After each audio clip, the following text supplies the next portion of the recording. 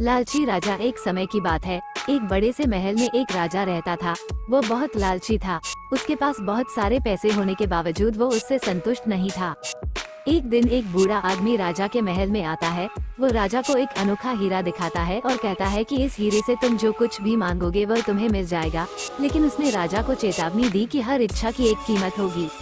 राजा बहुत खुश हो जाता है और हीरे को अपने पास रख लेता है। वो अपनी पहली इच्छा मांगता है कि उसे ढेर सारे सोने के सिक्के मिल जाए। अचानक से उसका कमरा सोने के सिक्कों से भर जाता है।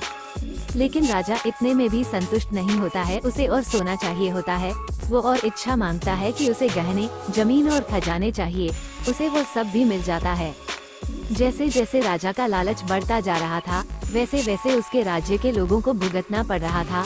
वो सब गरीब हो गए, उनकी जमीन बंजर हो गई, क्योंकि हीरे से मांगी गई इच्छाओं की कीमत उसके राज्य के लोगों को चुकाना पड़ रहा था।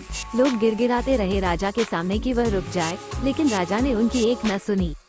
एक रात जब राजा सो रहा था, तब उनके पिताजी सपने में आते हैं और बोलते हैं कि ये लालच उन सब चीजों को बर्बाद कर देगा जिनसे तुम प्यार करते हो।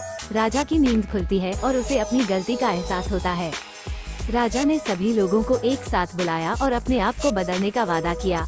उसने अपने धन का उपयोग लोगों की मदद करने और राज्य को बेहतर बनाने के लिए किया। राज्य फिर से सुखी और समृद्ध हो गया।